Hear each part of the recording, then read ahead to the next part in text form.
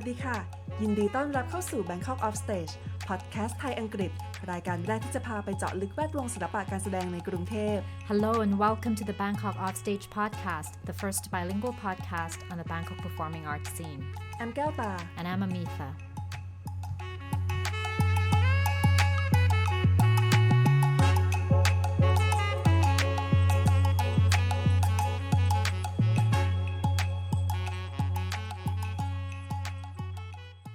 สำหรับเอพิโซดนี้เราได้มาพูดคุยกับผู้กำกับไทยอเมริกันนานาเดคินนะคะซึ่งเธอก็เป็นหนึ่งในสมาชิกของ B Floor Theater แล้วก็มีผลงานกำกับร่วมกับคณะอย่างเช่นเรื่อง Begin Again, Damage Joy และ Survival Games ค่ะปัจจุบันเธอใช้ชีวิตและทำงานอยู่ที่กรุงนิวยอร์กประเทศสหรัฐอเมริกาเมื่อกลางปีที่ผ่านมานะคะเธอมีผลงานกำกับละครเรื่อง White Pearl ที่โรงละคร Royal Court ในกรุงลอนดอนประเทศอังกฤษและในเอพิโซดนี้เราก็จะมาพูดคุยกับเธอถึงประสบการณ์การเป็นศิลปินในไทยและอเมริกานะคะแล้วก็การกลับมาของการแสดงเรื่อง Damage Joy ซึ่งเป็นโชว์เปิดเทศกาล by Pam อีกด้วยค่ะเราต้องแจ้งกับท่านผู้ชมนิดนึงก่อนนะคะว่าเนื่องจากตี้ได้ทำ audio track เสียงของแขกรับเชิญหายระหว่างกระบวนการย้ายและ backup file คุณภาพเสียงจะไม่ดีเท่าที่ควรนะคะต้องขออภัยด้วยความจริงใจเลยนะคะกับแขกรับเชิญคุณนานาและท่านผู้ฟังด้วยนะคะ In this episode, we speak to Thai-American director Nana Dakin.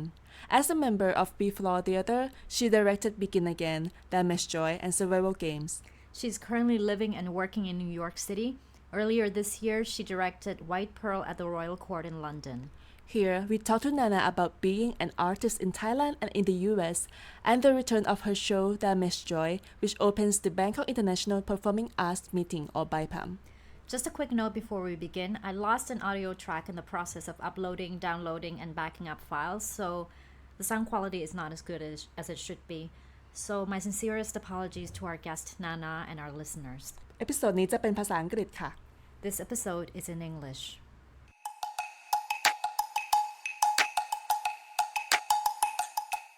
Hello, Nana. Welcome to Bangkok. Welcome back to Bangkok. Not welcome to Bangkok. Thank you. When was the last time you were here? I was here last year in July. Wow. But before that, when I was here in July, it was just for just under 2 weeks. Mm-hmm. But before that, I haven't been back since I went to grad school in 2015. Let's go back a bit because just in case no one, some people have not seen Damage Joy, which was 2011, almost 10 years ago. Yeah, 8 years ago. Can you give us a bit of context of why did you create Damage Joy? Under which context? Yes. Yeah, so Damage Joy originally came about a year after the violent protests that had happened in May in 2010. At that time, what was happening was that there were a lot of red shirts who had come to the intersection where Central World, Ratchapasong, where Central World is, and it was really, I remember at that time just sort of following the way that people were talking about the protesters, and one of the things that I was actually kind of shocked by was that some people were saying on Facebook, I wish they would just die. They're in the way, they're annoying, they should just die. And I thought, wow, that's... Yeah, on Facebook. Yeah, on social media. And I thought, well, that's pretty extreme. I mean, it was... And so I think that was a little shocking to me about just thinking about, how easily people could just... And people you knew or people who are more, public figures or... I can't remember exactly who said it. I just remember my memory of it is just of experiencing hearing it or reading it or whatever it was. And so that got me thinking about just what is our tolerance for violence and sort of human appetite for violence.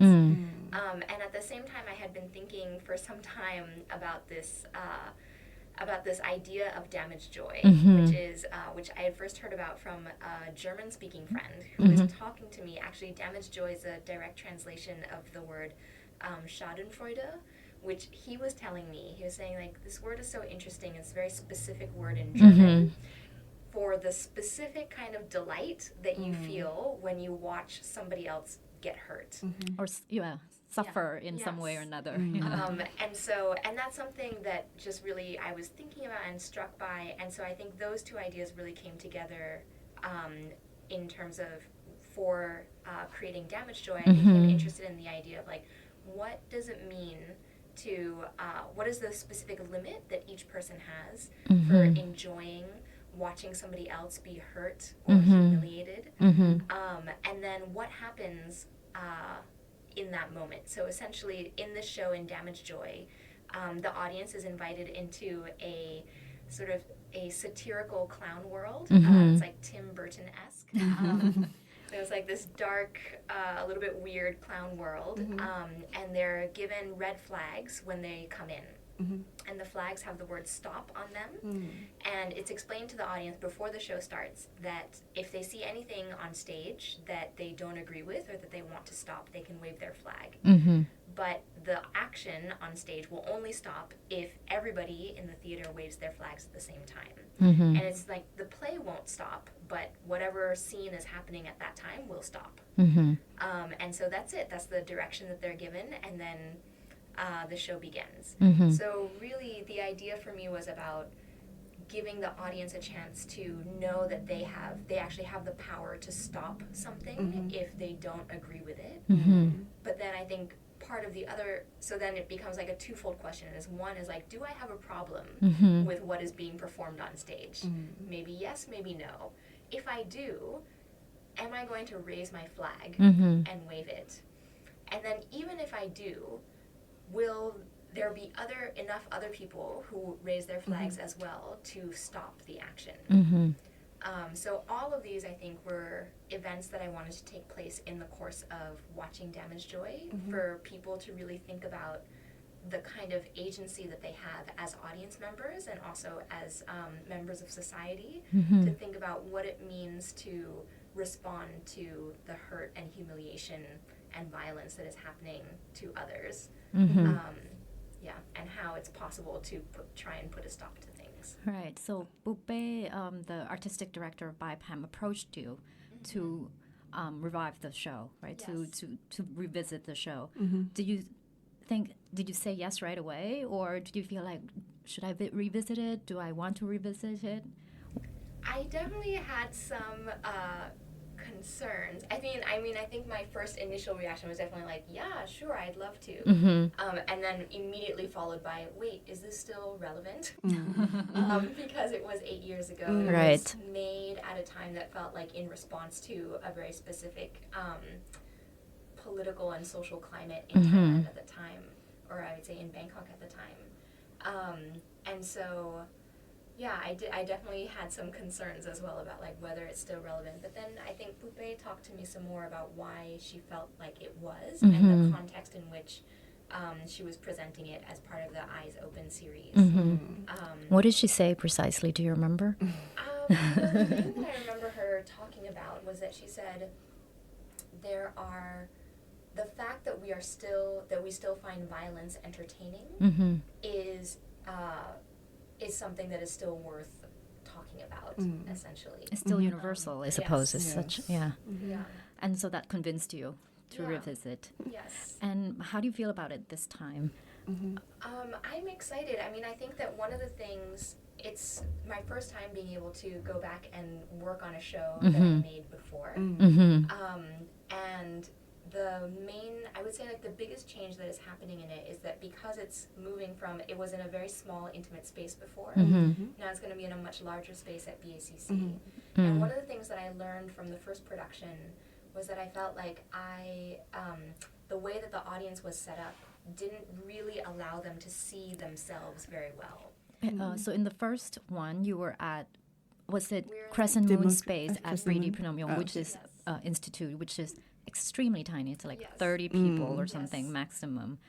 So that was the space, and it was like in conjunction. It was a double bill with Phak Thong, and both of them had the same theme on violence or something like that. Yeah, it was looking at By Dut Dao, Phak Thong by Dut Dao, Watanapakon. Yes.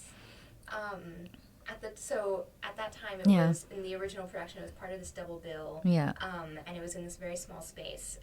And now it's going to be in a much larger space.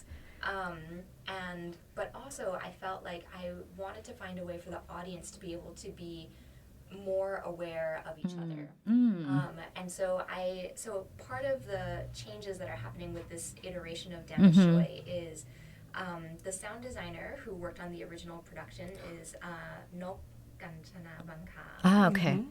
And she has she's actually been in the U.S. for a while now and is now a U.S.-based theater sound designer.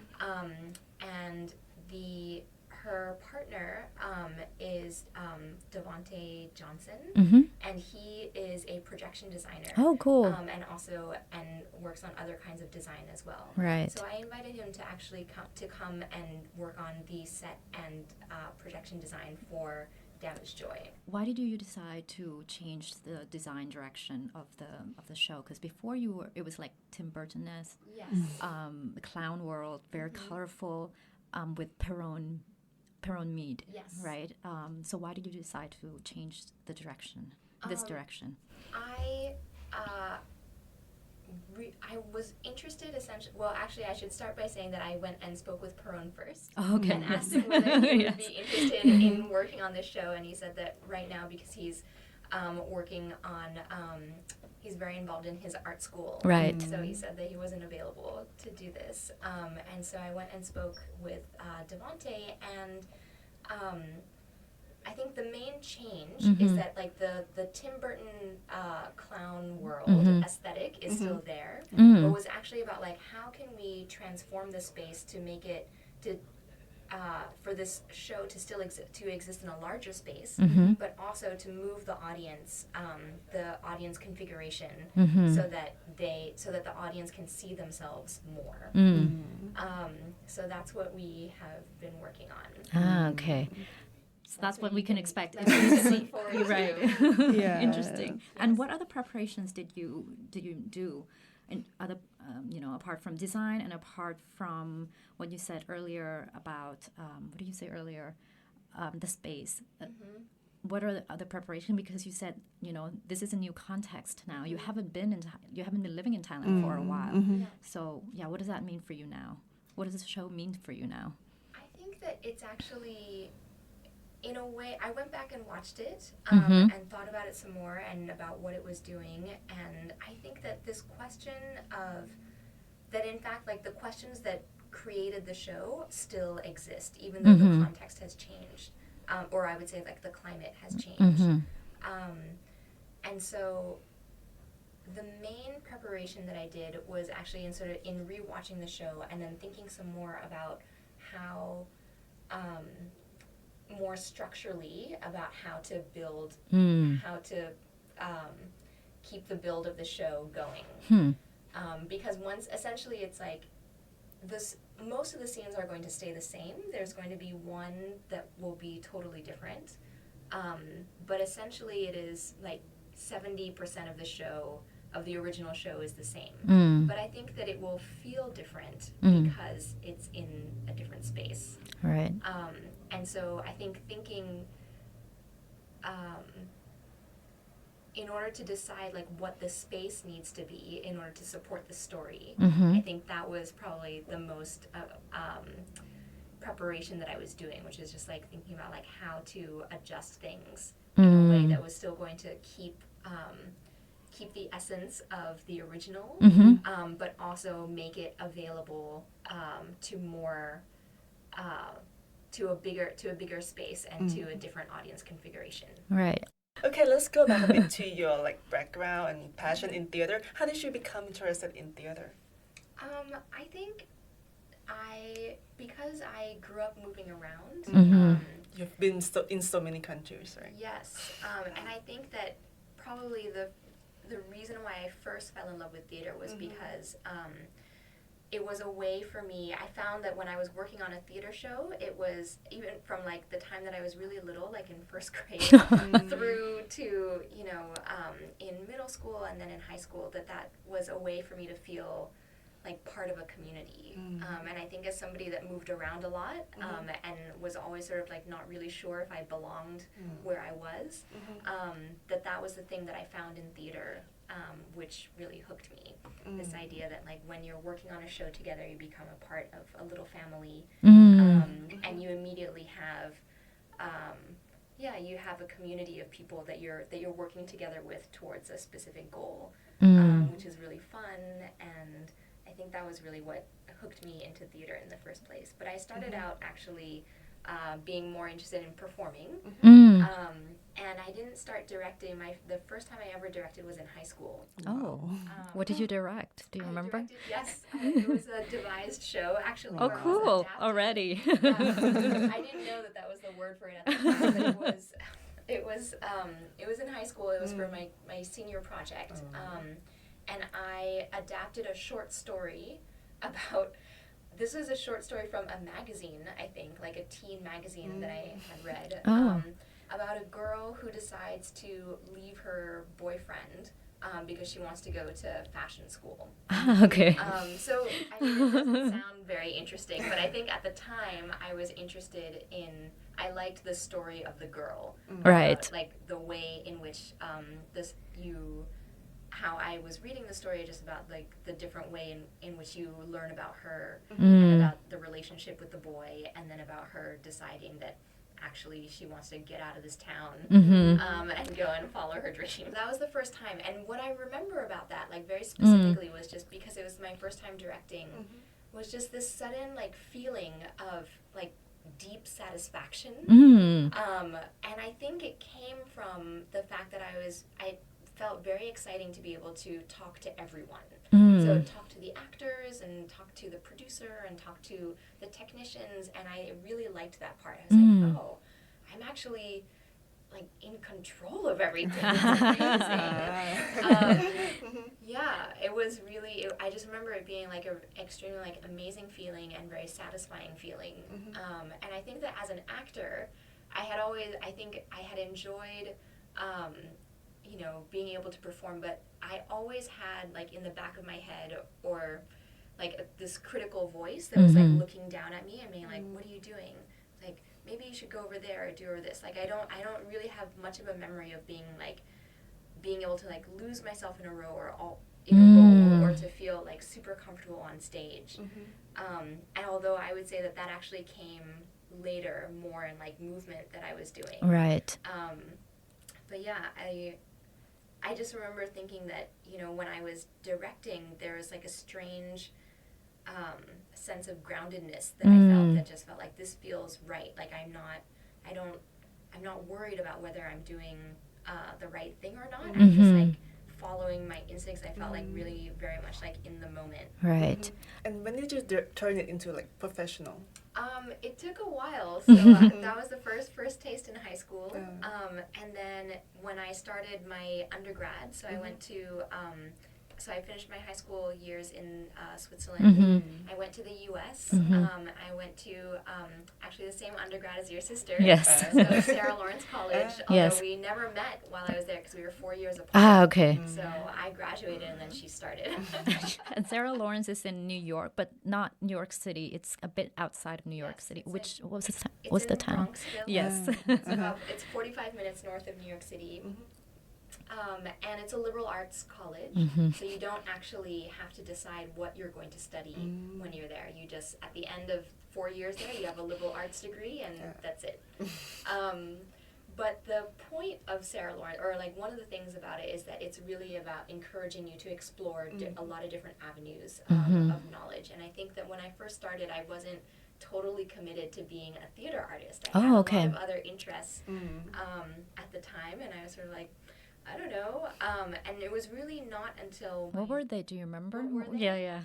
I mean, I think that I was interested in writing also. Like fiction? Writing. Okay. So I was like books, or I would say probably just like storytelling. Right. And that was not something that I had explored very much. And so I wanted to try that. But I took all kinds of things. I took like psychology. Yeah. And but also like humanities and political science classes. Ah, cool. And what I remember actually and theater, so I did like all those things. But I also remember that when I first started out, and I saw the theater kids, like the people who were studying theater, I was a little sort of like not excited about them. Oh, they just how seemed come? Like very exuberant and showy. Broadway. Yes. And that was not those were not really like the kinds of people that I wanted to be hanging out with. And Ooh. so yeah, I was sort of like, It's not snobby. yeah, it seemed like a little bit too, I don't know, they were just like, I think it was because I felt like they were always performing. Okay. And that was something that I was just like, that's like not. I'm not a theater kid. Yeah. Or you? I'm not somebody who is always performing. But so yeah, so actually my first year there, I didn't take any theater at all. Oh wow, I've been okay. doing it so like very intensively in high school, and I felt like I just needed a break. And then, but I came back to it, and then started taking some theater classes there. So by the time I was about to start my senior year, I had to decide, or I felt like I had to decide what direction I was going to go in. So, Right. And it actually felt by that point, I was like, well, there's sort of two things that I'm interested in. I actually really love theater and directing. But I feel like I also, because of my background and my interests as well, might do well in like international relations. Like, maybe Interesting. I should do that. So actually like follow in my father's footsteps and Oh, work okay. as a diplomat or with the UN. Right. And I remember this conversation that I had with my parents that summer before I was going to start my senior year and decide which classes I was going to take. And I was talking about these choices that I had, and it was really amazing because I think at the time I felt like I loved theater, but I wasn't confident about following that path because it felt sort of frivolous and selfish actually, or I was like, this doesn't benefit anyone in particular. Whereas if I go and like work for the UN or for a nonprofit organization that will like, you know, sort of be able to measure more specifically like how the usefulness of that work. I just remember that my dad said to me, he said, you know, the thing is that if what you're really interested in is affecting people and you want to create change in the world, that actually listening to a pop song on the radio can do more to change people's perspectives than policy from a non-government organization. Did you believe that right away? Or Wow. I was like, yeah. I mean, I think it's because it was just like thinking about, you know, what it means to create, how do you create change in people, or like, change, you know, the ability for people to change their mind or change their behavior.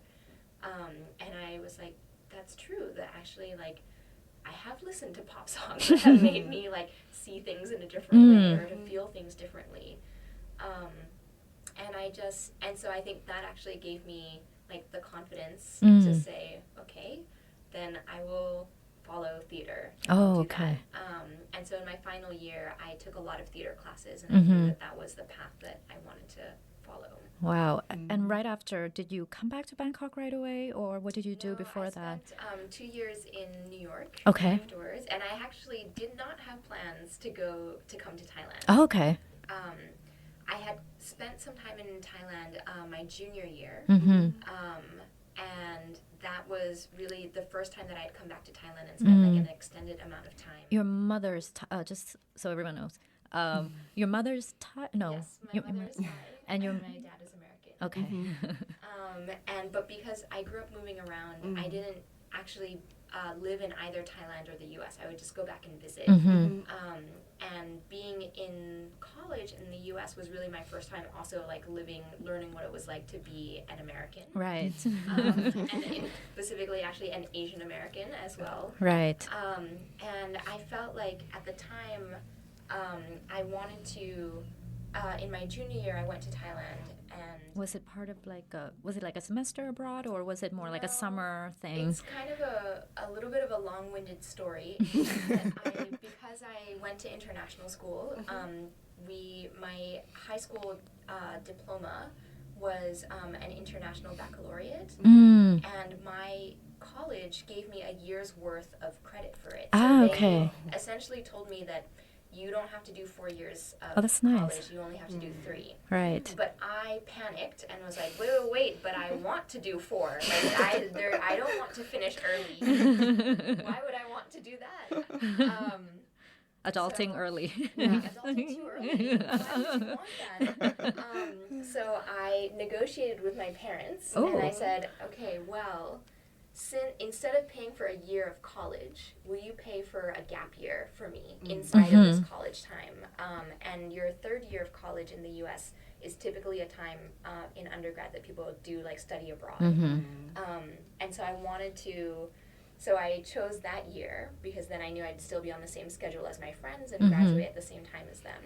So that's what I did actually. So my third year, I took a gap year. Ah, okay. And during that time is when I came to Thailand and I actually spent 4 months in New York first, interning at a theater company. Which one do you remember? Yeah, it was called Dixon Place. Okay, never heard of it. It's a small experimental theater Oh, company. cool. But they're really fantastic in terms of like nurturing new work and new artists. And Blue Man Group actually started cool. there. And what did you do there as an intern? I was a technical intern, which was kind of amazing because they taught me how to do that. So I would wear, like all black. I would wear all black and my overalls, and I was in charge of like taking care of the space and fixing everything, which was not something that I knew how to do before. But, Yeah. they were like, here's a wrench and here's how you do it, and this is how you turn on the light board. And so Cool. what was amazing about it was that it was a set of skills that I was interested in acquiring, although I have since like only remembered some of them. But also it was that like I got to see all of the artists who were coming in and presenting work at that space and talking to them and seeing their work. And so that was really illuminating and useful in terms of thinking about like, ooh, I like this, or I don't like this. I want to be like that. I don't want to do that. And then after that, I went to Thailand, and that was really like my first time spending a longer period of time in Thailand. And Did you have plans what you wanted to do in Thailand? Or yes, I mean essentially it was that I wanted to improve my Thai, and then what did I want to do? I think I just wanted to live and work in Thailand, Right. and just like have a taste of what that would be like, because all of my previous experience had been just traveling being on a holiday with my family, which is a very different kind of way of being in a place. Right. Yeah, and so at the time I did spend like some time on holiday with my family first, and then I was actually in Phuket. Oh. Because we thought that my family was like, okay, this will be like a soft entry into spending time in Thailand. So I stayed with some family friends, and I interned at the Phuket Gazette. Oh, the newspaper. The newspaper. Wow. So I worked there. What did you do? I reported. I was a Cool. reporter. That's so cool. And I didn't know you had a journalistic background. So yeah, I did that. So I was there for 2 months, and then after that, I went to the province where my mom is from in Surat Thani. Ah, okay. And went to the capital there, Uh-huh. or like the main town. Ampere Mueang. Yes. And I got a job as an assistant English teacher. That's so cool. Okay. At the English program of a Thai school. And so I worked there for 4 months. Cool. And yeah, so that was my first time really spending an extended period of time. Right. And so when I came, so that was before my final year. Right. So by the time I finished, that experience had just like taught me enough to know that, okay, actually I need to go back to Thailand at some point. I don't know when, but it needs to happen as part of, I guess, like for me to help complete my understanding of myself as a Thai person, which was something that I wanted to have. But when I graduated, I was not thinking about that. I mean, I just thought I'm going to be in New York and I want to start like trying to work as a theater artist and see how that goes. So because I knew that the kind of theater that I wanted to do was not going to earn any money, and the first decision that I made was I'm not going to try and get a job doing theater. I'm going to get a job to support myself, and then I will do theater on the side. What was And that in job? fact- Oh, go ahead. Sorry. Oh, yeah, the job was, I started out, I actually started interning first, and then I got a job. And the interning is how I came to meet Pita and P. Oh, in New York. In New York. Ah, okay. So I was interning at an Asian American theater company called the Mai Theater Company. And they were putting on a festival that was called Performing Ethnicity. Oh, that's interesting. This was in 2000. This was in 2000. It's 2000. No, wait. No. 2004. Right. 2004. Yeah, it's interesting how the language has changed.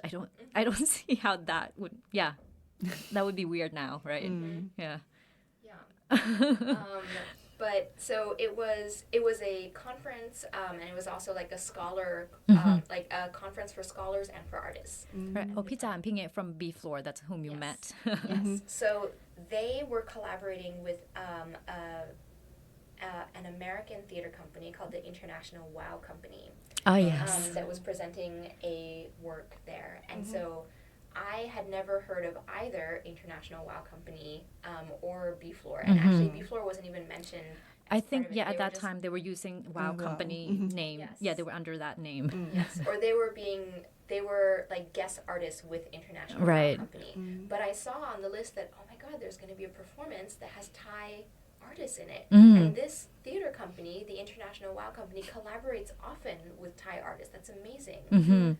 And so I went to, I was interning at the conference, or interning at the theater company that was presenting this.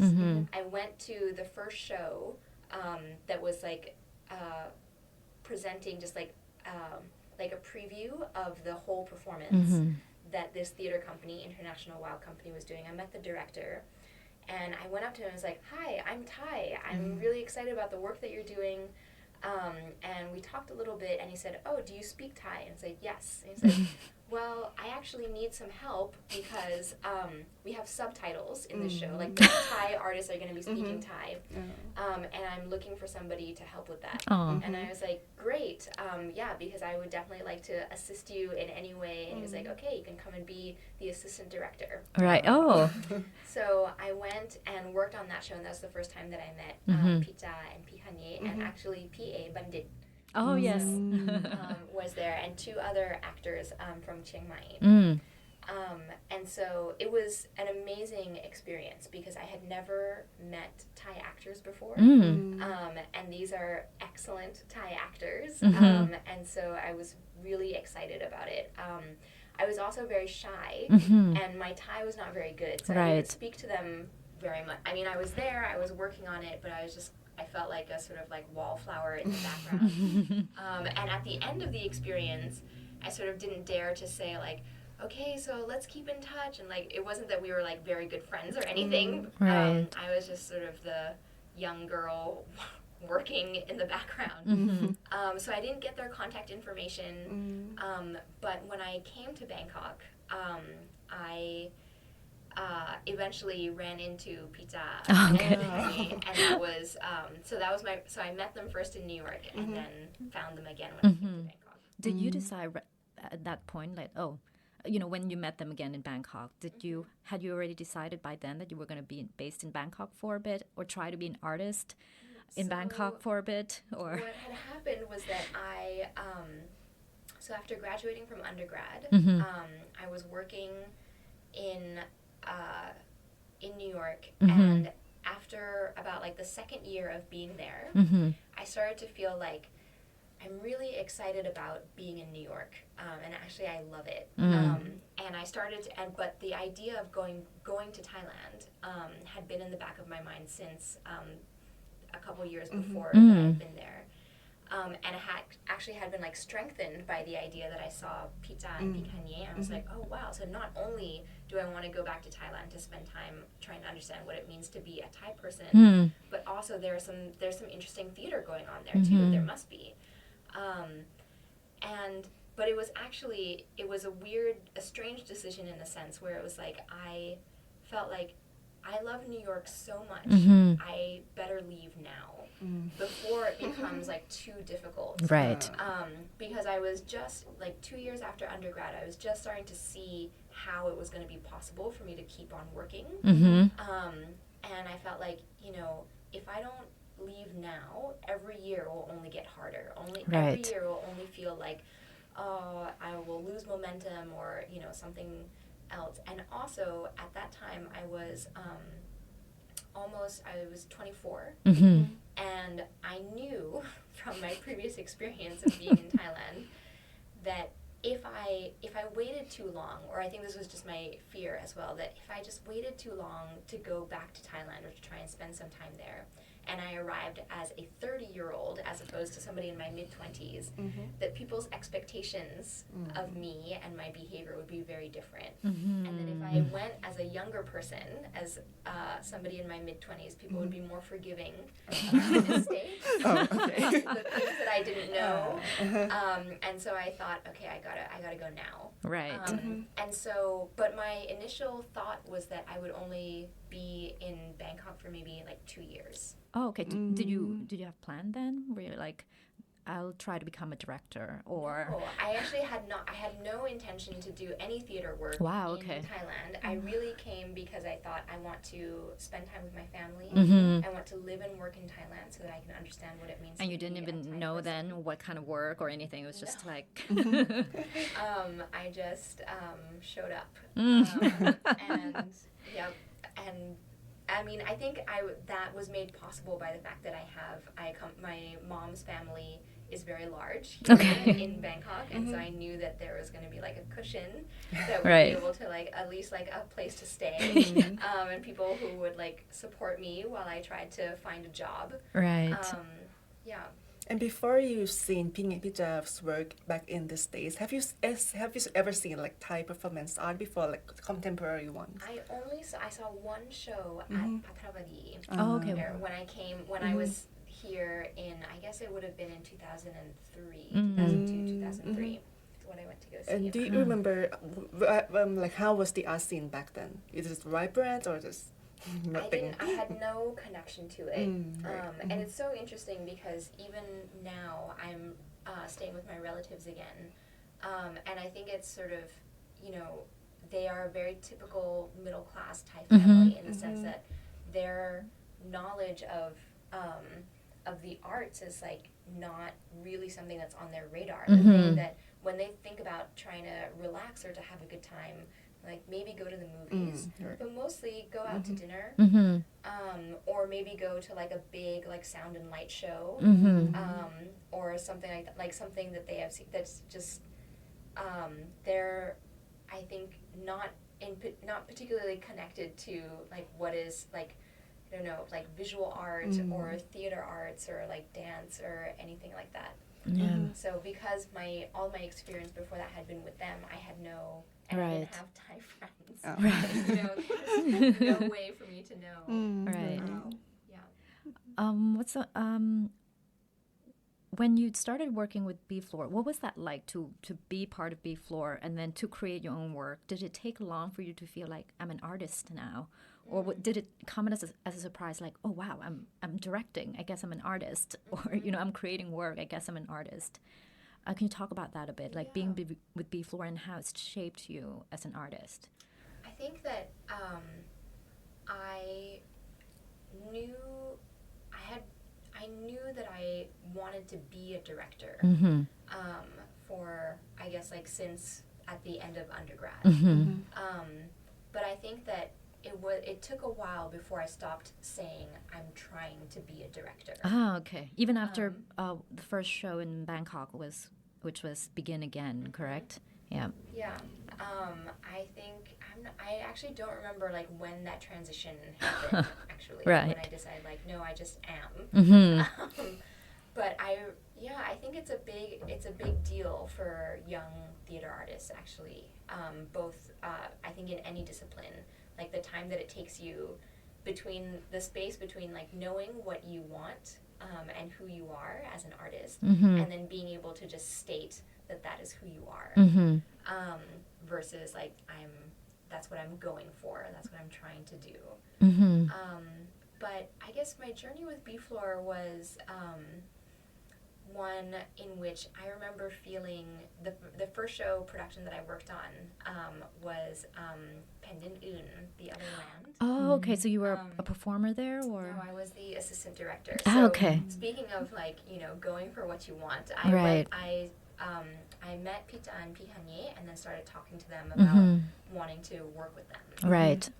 And then I had the opportunity with The Other Land, and I just said like I want to be the assistant Right. director. Oh, okay. That was directed by Kang Ye. Right. Yeah. And so then, so that was the first time that I worked with them, and I remember just thinking like, the way in which they make work is exactly the way that I want to be making work. Which is in this like devised movement-based work that's ensemble-based and that's collaborative. And I was really relieved and happy to find that. Right. Because that was something that I had been doing that I did in high school, that I tried to do in undergrad but found like quite difficult because that was not the kind of work that other people were interested in doing. And so yeah, it was really exciting to be able to work with them and to feel like we speak the same language, Right. we have the same sort of like aesthetic impulses. Right. And yeah, and so I think that then as I continued to work with them, it has always been an experience of just feeling like I think the group is one in which that is interested in constantly learning more. And so I started out when I was working with B-Floor with actually just like doing a lot of assistant directing work. So I assisted Pihanye and then Pidao. Which production did you assist her in? Something Else. Ah, okay. Yes, I remember. Yeah. And I was really at that time not trying to be a performer. Like I was really Right. just like on track to be a director. But I thought like, let me start by just like observing and seeing how these people are working and learning from that. And then, so then I came to my production for Begin Again. And I think that That was which year? 2000. in 2009. Oh, okay. And I had directed 2, or I guess like 3 shows in New York before that. But this was my first time directing in Thailand. And that was definitely, I think, was unexpected in the sense that there are things that I knew or like different practices that I had brought with me that I wanted to do. And some of them worked and some of them really didn't because of the way that, which I guess is really just like cultural. Like, it's interesting because it's like my objectives are usually always to try and make the company feel, meaning like the group of people that I'm working with, feel like relaxed and being and able to like enjoy the process and also to feel like really valued as a member of the company. But the way in which you do that, I think like with Thai theater artists versus with American theater artists is going to be different. Right. Which I know now very well. But at the time, when I still ran into a couple of walls when I was doing that. And how was it to be based here in Thailand as an artist this time? This time? This time. And then back then. Sorry. It was, I mean, I was so happy to be with B-Floor. I ended because I was so happy, I stayed for 8 years. Oh, is it that long? Yeah, Okay. I had intended to only stay in Bangkok for 2 years or so. Right. That's what I had said. So 6 more years. Yeah, because I felt like I have to get back to New York. And To do what? Did you think like I had to get back there because, or? I think it was just because that what I felt then and actually what I feel now as well is that it was a place where I felt like totally at home. And yourself. And in myself and happy.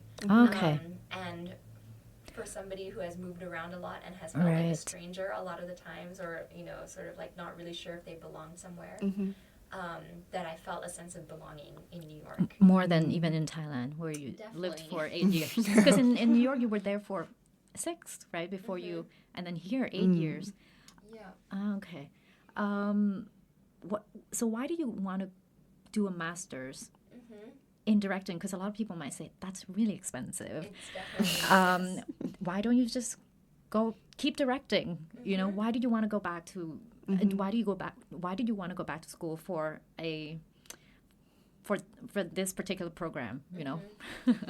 Yeah, I thought about it for a long time. Actually, from the time that I had finished undergrad, I had been thinking, like, I wonder if I should go to grad school for directing. Because I felt that my training up until then had not been very specific. Like, it had been sort of like all over the place. And I felt like the directing that I was doing was essentially learned through trial and error. Right.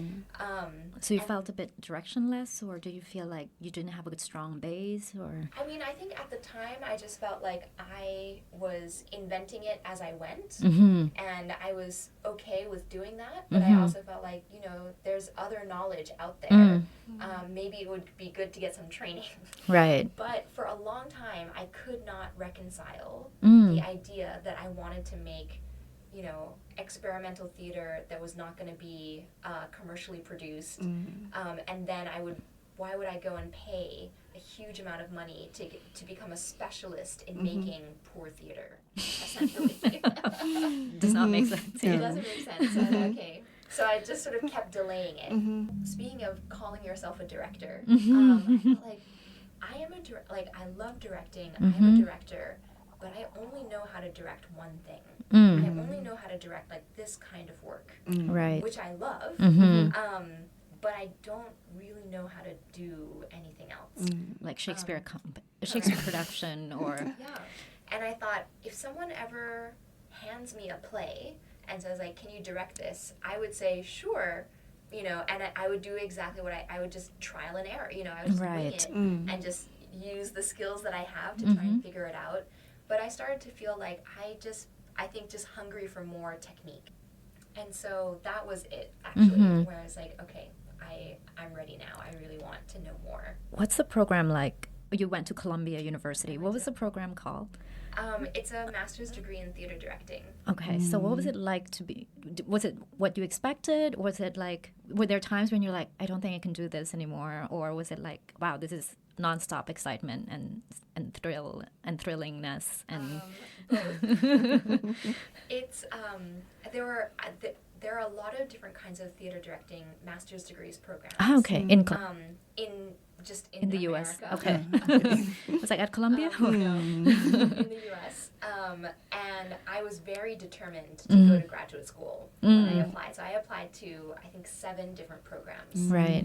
But the thing that I think is the standout for Columbia is that the head of the directing department is Anne Bogart. Oh, okay. Who is CT Company. Yeah, with City Company. Right. And is somebody who has really, I think, like shaped the kind of work that is done by devising artists because of the viewpoints that she uses, viewpoints and composition techniques. And yet I think the other reason why it felt important or why I wanted to go to Columbia to study with Anne Bogart was because I didn't want to, there were other theater programs that I wasn't sure how they were going to value the kind of experience that I had making the devised work that we had been doing with B-Floor. And at Columbia, I felt that it was, that was something, those were things that I could use, and yet the work that I was being asked to make was quite different, because it was primarily text-based. And so this was also like the big thing that I was both looking for and I think dreading in going to graduate school, because one of the reasons why I started doing devised and movement-based work was because I found text-based plays incredibly boring in undergrad. And I just... You mean directing it or reading it or everything? Everything about it was boring. And when I say boring, it was because the stories that those plays were telling, I just felt like didn't reflect anything that I was interested in. It didn't reflect me as like in terms of like the experience of the world that I had. So, and I'm speaking specifically of like American plays. Like so modern American, classic, modern classic, even contemporary. and classic, but I mean, Right. even in Greek plays, I'm like, why do I need to read about this person? It seems so, it's like a soap opera. It's not interesting. Right. Yeah. But what I discovered, so now on the other side of grad school, I am now really interested in directing new plays. So text-based plays. Right. And also classic work. Right. Which I had previously totally turned my nose up at and thought was like dead and boring. And So that changed you, like going to Columbia changed the way you look at these plays or text work, text-based work. Yes. Yeah. So that's more interesting, right? Yes. Wow. Very interested Wow. in it. Okay. What did you find were your strengths and weaknesses? So weirdly, because I think because of my time with B-Floor, the thing that was my strength was actually like spatial composition.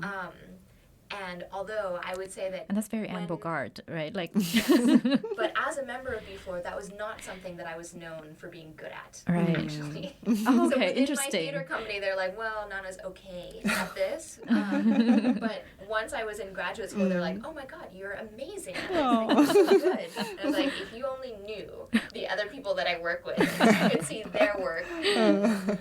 Yeah, but that was something that I hadn't thought about or hadn't really realized that, like, oh, I see that this is not something that I need to focus on because I actually already know how to do this. The other thing that's super interesting is that I think all artists, I would assume, probably like worry about like whether their ideas are like interesting enough.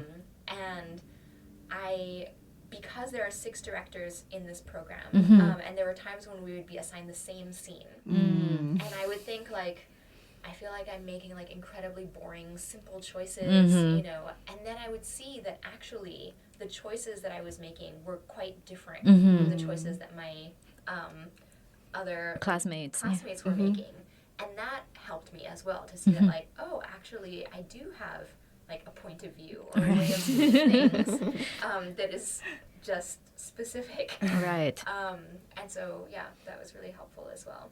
What's your weakness? Yes. Oh, yeah. My weakness. You forgot that. No, I didn't. My weakness was text, obviously. Oh, because, like, okay. that was the thing that Was I it like had finding the to- beat? Like they always teach you, right? Like the beats? the beats. Yes. I mean, it was that. It was also like making one of the things that I would get is that that it was also just like not you couldn't tell what the problem was. Really, there was not enough like investment from the actors in what they were doing, and that was also something that I was struggling with in the sense that I would be like, I could tell that it wasn't going well on stage with the way that the actors were like dealing with the text, but I did not know what to say to them to get them to change what they were doing. After 2 years, did you become pretty confident, or were you just like, okay, now this is going to be even more terrifying going out there in New York? No, so it was 3 Of all years. cities. Yeah. 3 years, sorry. Yeah, it was 3 years. But by the end of that, and now, I think throughout the time that I was there, I felt like that's what I continued to wrestle with. But I now feel like, no, I know how to direct text now. Oh, that's good. You did an all-female Richard III. Yes. Was that your final project? That was my final project. And earlier this year, you also directed an all-female cast, almost all-female cast of White Pearl in London, right, at the Royal Court. And it was written by Thai-Australian playwright who's very young. I was surprised after I read the play. I was like, she's 25. Yes. Felicia King, basically. Yeah. And that went really well. The review in The Guardian by a long time, very respected critic was like 4 or 5 stars, right? And he compared it to Carol Churchill's Top Girls, like, another modern classic, that kind of stuff.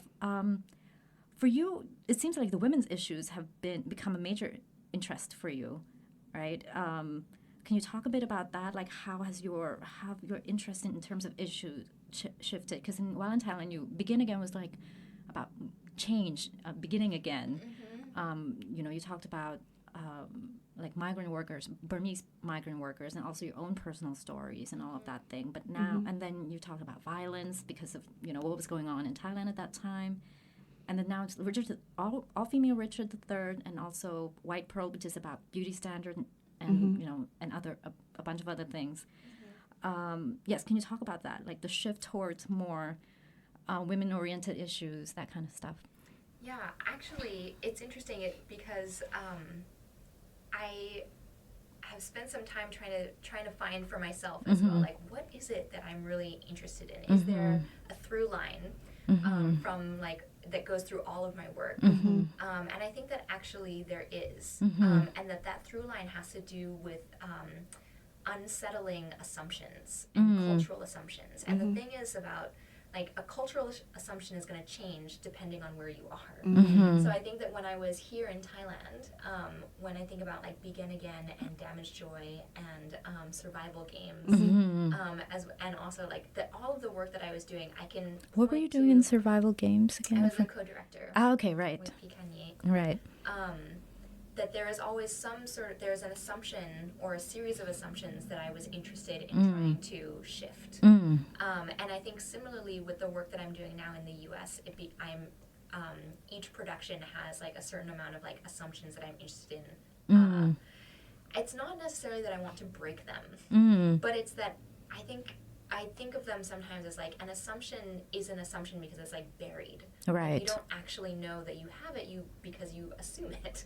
So it's like what I want to do is like make it more visible, to just like make it like pop up so that you can say like, oh, actually I think this. Now that I know this, what am I going to do about that? Right. And so, for example, with Richard III, the assumption that I was interested in looking at just has to do with like women and Shakespeare, and the idea that we think that Shakespeare is so universal, right?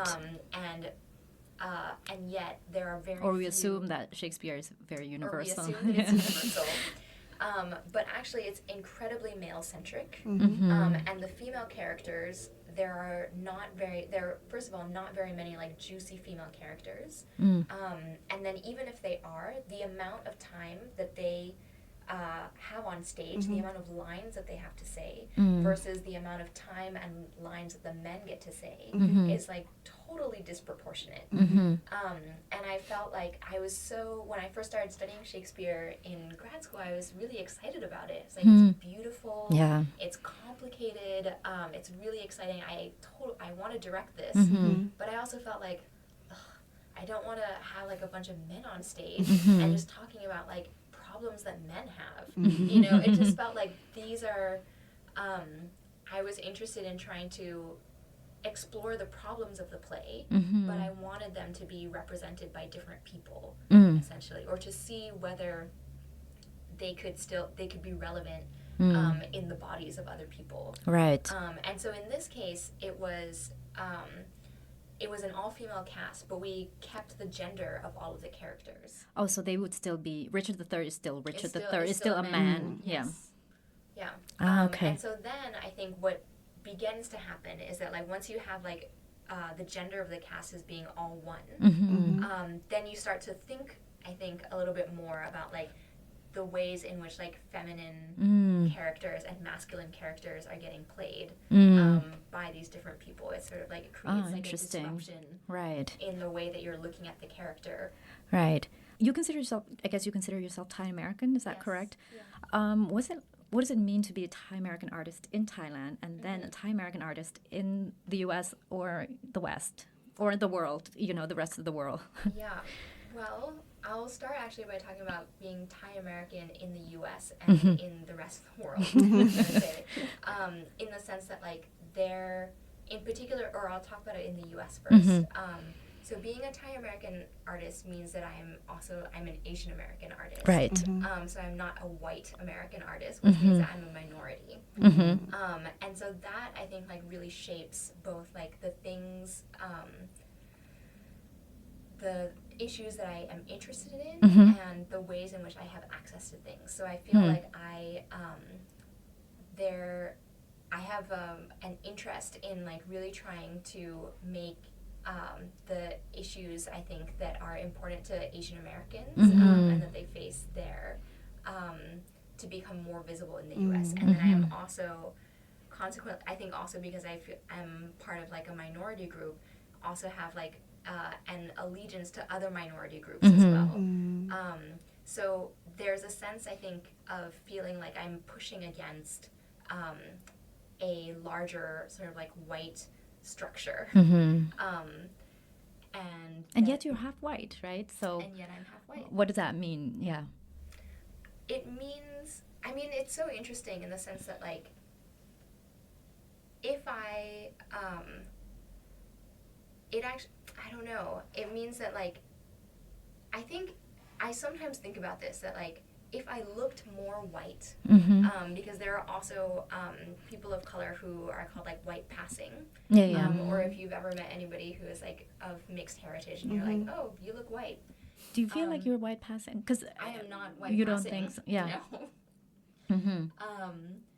Or I that's think- not how people perceived you at all. Like they No. say Asian right away, or do they kind of go, "Are you mixed?" Or No, they definitely say, most often it's you're Asian right okay. away. And because from I a have- Thai, I'm not sure. Not that Thai. Yeah. See, there you go. I'm allowed to talk about it in terms of like the opposite. Yeah. So in this sense, so in this context, in the U.S., I am viewed as an Asian. I am viewed as a minority. I am treated like a minority, and that is something that I experience all the time. And as a result, that's something that I am like pushing against. So even though I am half white, I'm not white enough. You know? All right. Do you feel that when you first, like right after you graduated from Sarah Lawrence and working there for 2 years in New York, did you feel that then, or do you feel it's more pronounced now? No, I always felt it. I think it was part of my awakening as an American. Oh, really? Like, oh yeah, I'm a minority. Right. And what is it? But now do you feel like there's more, because people have become more vocal on this issue of like, bringing out the voice of the minority, of minorities and all of that. Do you feel like now there's more of an advantage, or there are more opportunities in the U.S. for artists who are minorities, because it's become sort of like, this is such a hot topic, right? Like, like that we have to promote more. We need to bring out more voices that we haven't heard. I think there's more awareness. That are non-white. But it's not that more awareness doesn't necessarily translate into more jobs. In terms, especially actors. But what about No, directors? Directors as well. Can you name a single Asian American theater director? No, I can't. Yeah. Exactly. You can't either? Or? No, I can. You can. But Oh, Nana even- Dakin. But I mean, like, people in the U.S. would not, I mean, they probably wouldn't be able to name Even a if lot they of follow theater directors them. anyway. Yeah, but yeah. even if they are in the theater industry, like in New York, working Asian American theater directors, there are very few of them who are there. Do you feel like it's partly because Asian, like usually they're seen as, like even family-wise, they're like, what are you doing? Yeah. What do you mean artists? You're never going to eat. How you now I have to worry. Now I have to like pay for you to work, or you know what I mean? Like I'm sure it's culturally too, right? Like I don't think Asians push their children to certain generations. I'm sure. I'm sure it's better now. Or Yeah, I mean, I think that that's part of it. But it's all a part of a sort of ongoing process of representation. Right? of the Because issue it's of like, representation. of Yeah. the issues of representation in the U.S. And if you never see yourself or see anybody who looks like you Right. doing a thing, You don't then think you that don't think that you can do it. that's possible for you. So yeah, so that's what it means for me to be a Thai American in the In U.S. the US and Thai American in Thailand. A Thai American in Thailand is very different because here I am an Asian people among other Asians, so I don't have that feeling of being a minority. And in fact, I have like the privilege of Right, being half exactly. white. Exactly. So it's like a plus as opposed to something. And even though your Thai is not as like you speak Thai with an accent, that's a plus here, not the other way around. Usually it's like if you don't know the language of that country that well, then a lot of time it can be a minus. Not that in America definitely if you don't know English, then that's a minus. Yes. That's difficult. But here in Thailand, like sometimes you can really get by without knowing Thai that well. it depends on what kind of job you have, which is interesting. Yeah. So, But yeah, it's seen as like a marker to speak Thai with an accent that shows that like you with like essentially like a foreigner's accent is like a Farang accent. A Farang accent is considered like cute, right. or desirable, or like it essentially shows privilege. Yes, totally. And so. And I guess Thailand embraces privilege, a certain kind of class privilege, or like, yeah, socioeconomic privileges in a different way, in a very different way than in the U.S. Yeah. So I think, so in that sense, I have nothing to fight against. I only have things on my side. It's easy. Right. However, what I don't have on my side is actually I mean, this is actually more from like a personal psychological perspective of being like, I am never like fully comfortable here, so I cannot communicate with the same ease that I can in English. Right. And I will always feel like I don't have quite enough information or experience. And so that's like, but that's something that I just like personally feel. And that I feel like I have to play catch up all the time. I'm always like working hard to try and keep up and stay connected. But I think that in both spaces, so both in the US and in Thailand, and because I am somebody who straddles both of these things, that what it means is about like being deeply invested in both cultures and societies, right. and caring very much about how things are progressing and happening, but and trying, I think, through my theater work to actually bring to light different issues or different assumptions that I think are actually like holding us back from certain things. So to circle all the way back to Damaged Joy, I think that, you know, I believe that one of the assumptions that Thai people have about themselves is that they are not violent. Interesting, yeah. I think that most Thai people, if you're like, do you think you're a violent person? They'd be like, no. Or like as a national identity, right? As like a national identity. Peaceful, smiley. Yeah, it's in the national anthem. You know, that like Thai people love peace. Right. But when it comes to war Yeah. time, they're ready to fight. Yes. ready for sacrifice, yeah. Yeah. Yeah. And so I think that I'm interested in Damaged Joy and, you know, in terms of like Damaged Joy being performed in Bangkok, that what that's about is about like giving us time and space to actually sit with the fact that maybe we do like to see other people get hurt. Right. That's like quite fun. There's a project that you're currently doing in the US that's very interesting and very like a hopeful one for the Thai theater community, is that the Thai Theater Foundation. Can you talk about it? Yeah. So I became the president of the board of directors for the Thai Theater Foundation, which is a foundation that's based in the US, but that also has a counterpart in Thailand. And the idea is that it is a group of Thai artists who are based in the US now, who are interested in supporting the strength and the growth of Thai contemporary theater through various programs. Last question, what's next after Damaged Joy? So I have a couple projects that are in development at the moment. But I don't have another production that is lined up. So we'll see what happens. Okay. So in a way, what's next is hustling. Just like going back to New York and just trying to make projects happen. Is that where you're going to be based now, from now on, you think? Is that your home, basically? For the next little while. What does hustling mean for directors, for emerging directors in New York? It means essentially, I mean, just all the stuff that you're doing in order to try and like make a project happen. And so that includes both like artistically as well as like trying to figure out like where it's going to get produced, how to get the attention of those producers. Yeah. Oh, okay. It just means all the work that you do. Okay, so So I can tell you a little bit Yes, about what those projects please. are.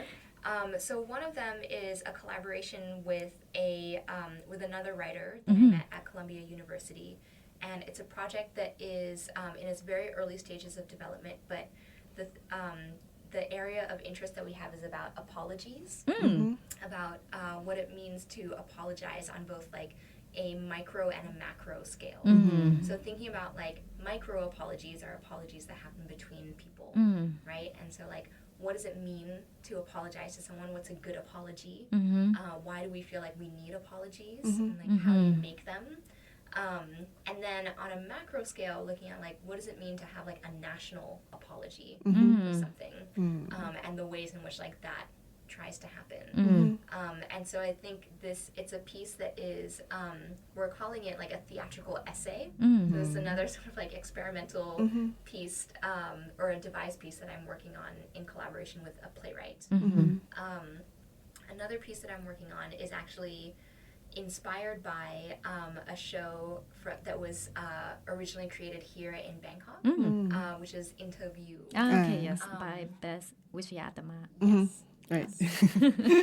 So I loved that show. Yeah. And Were you part of it? I was not part of it. But I spoke to Best after I had seen it. I was like, this is amazing. I love this show. It's so cool. I would love to like make a show like this in the US. Is that okay? He was like, sure, go ahead. And I think the thing that I was really fascinated by was the structure of it and the way in which it highlighted what felt for me like the labor of Thai actresses, like what it means to like the work of a Thai actor, of like women, and as well as their art form, their ability to transform and to perform. The craft, yeah. Yeah. And so I was really interested in that piece of it. And so I have adapted it. Oh, cool. And made a piece which is now, so in the original piece, it looked at like a lot of different kinds of monologues or sources. So this new piece is only using Shakespeare. Right. And the text of Juliet from Romeo and Juliet. So this piece is called Juliet Gallops Apace. Oh, cool. Okay. And the text that is used is Juliet's text. But the women that I'm interested in focusing on are actually like young Black actresses. And so talking to them, but it has the similar format in the sense that it's a live interview and a performance of text in between. That's cool. But the idea is for the audience to actually have gain access and understanding into like what it means to be a young Black actress. That's cool. Very cool. Good luck with those two. They sound amazing. They sound really fascinating. Lightning round. I guess do you know how it works? Lightning round. You're asked very quick questions. You're given two choices, and you have to choose one. You can't say pass. You can't say neither. You can't say both. Okay. So first one. Go ahead. The first one is, as a director, which of these two actors would you like to work with in a play? Ali Wong and Aquafina. Tony Jaa or Jackie Chan? Tony Jaa. Catherine Hepburn or Audrey Hepburn? Audrey Hepburn. Ampacharapha or Shampoo Araya? Do you know them? That's right. Shampoo. Okay. ประดิษฐ์ประสาททอง or พิเชษฐ์กันชื่น? Second one. Which of these plays would you prefer to direct? Oedipus Rex or Medea? Oedipus. Phantom of the Opera or Miss Saigon? Phantom of the Opera. God of Carnage or How I Learned to Drive? How I Learned to Drive. Equus or War Horse? Equus. ปันลังเมฆ or สีแผ่นดิน? I don't know either of those very well. Right. But I will say Si Pendin. Okay, that would be interesting from you. Wonderful. So thank you. Anything to so where can we follow you? When will Damaged Joy when and where will Damaged Joy be? So Damaged Joy will be performed October 16th to 20th at the Bangkok Art and Culture Center. 4th floor studio, right? Yes. Okay. Thank you. And you you can follow me on my website. Okay. So www.nanadakin.com. Wonderful. And then also, if you're interested in learning more about the Thai Theater Foundation and the other programs that I could not remember, you can easily look it up also at Thai Theater. I think it's thaitheater.com. Or you can look it up on Facebook, Thai Theater Foundation. Wonderful. Thank you so much for coming here to speak to us today. Thank you, and good luck with everything. Yeah, thank you very really much. great. Thank you.